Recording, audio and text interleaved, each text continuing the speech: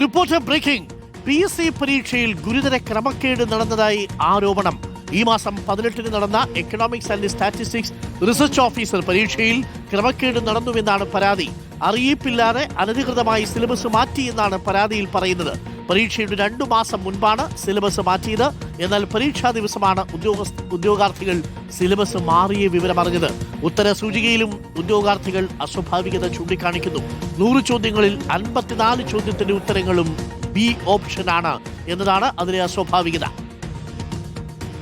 ഈ ആൻസർ കീയിൽ കണ്ടപ്പം എനിക്ക് ഒരു അസ്വാഭാവികത തോന്നി. കാരണം ഇതിൽ മാത്സിന്റെ 25 ക്വസ്റ്റ്യൻ ഒഴിച്ച് ബാക്കി കൊമേഴ്സ് എന്ന് പറയുന്ന 25 ക്വസ്റ്റ്യനിൽ 17 ക്വസ്റ്റ്യനും ബി ഓപ്ഷൻ ആയിരുന്നു. അതുപോലെ തന്നെ സ്റ്റാറ്റിസ്റ്റിക്സിന്റെ 25 ക്വസ്റ്റ്യനും 16 ക്വസ്റ്റ്യനും ബി ഓപ്ഷൻ ആയിരുന്നു. ഈ കൊമേഴ്സുകാരന്റെ സിലബസ് പിന്നീട് ഇൻക്ലൂഡ് ചെയ്തിട്ടാണ് PSC 1.5 മാസം മുമ്പ് സിലബസ് ഇറക്കിയത്. അങ്ങനെ വരുമ്പോൾ ഈ ഓപ്ഷൻസ് 33 എണ്ണം ഉണ്ട്.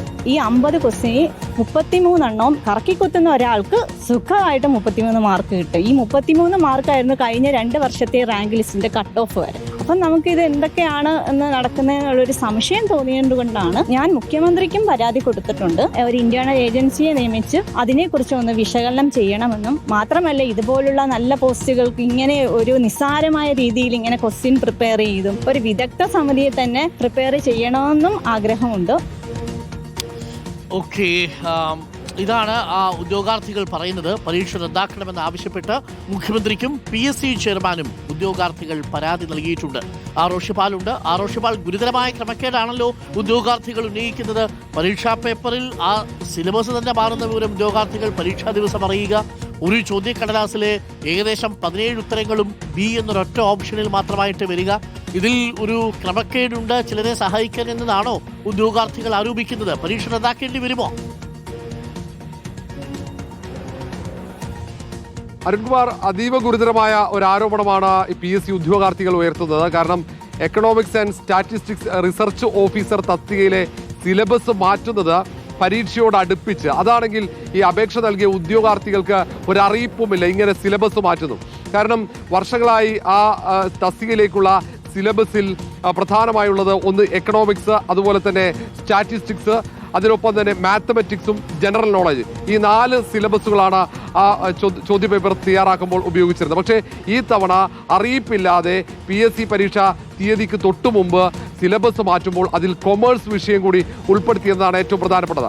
ജനറൽ നോളജ് ഒഴിവാക്കുകയും ചെയ്തു. അങ്ങനെ കൊമേഴ്സ് എന്തിനാണ് ഈ തസ്തികയ്ക്ക് ആവശ്യമെന്ന ഒരു ചോദ്യം അവർ ഉയർത്തുന്നുണ്ട്. ഇനി കൊമേഴ്സ് ഉൾപ്പെടുത്തുകയാണെങ്കിൽ തന്നെ ഈ കാര്യം അറിയിക്കേണ്ട ഉത്തരവാദിത്വം PSCക്കുണ്ടായിരുന്നു. കാരണം പല ഉദ്യോഗാർത്ഥികളും എക്സാം സെന്ററിൽ ചോദ്യപേപ്പർ ലഭിച്ചതിന് ശേഷമാണ് കൊമേഴ്സ് ഉൾപ്പെടുത്തിയ കാര്യം അറിയുന്നത്.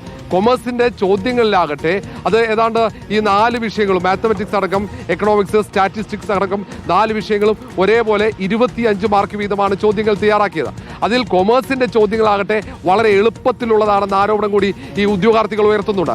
ഈ തസ്തികയിൽ ഏറ്റവും പ്രധാനമായും ആവശ്യമുള്ളത് ഒന്ന് എക്കണോമിക്സും രണ്ടാമത്തത് സ്റ്റാറ്റിസ്റ്റിക്സുമാണ്.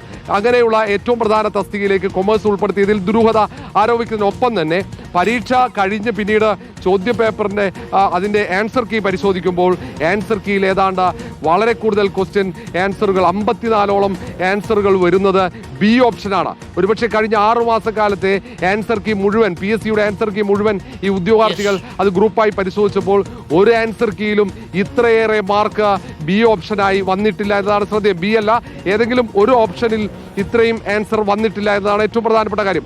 അതുകൊണ്ടാണ് അവർ ദുരൂഹത കൂടുതൽ ആരോപിക്കുന്നത്. അതുകൊണ്ട് ഈ പരീക്ഷ റദ്ദാക്കി വീണ്ടും പരീക്ഷ നടത്തണമെന്ന ആവശ്യമാണ് ഉയർത്തുന്നത്.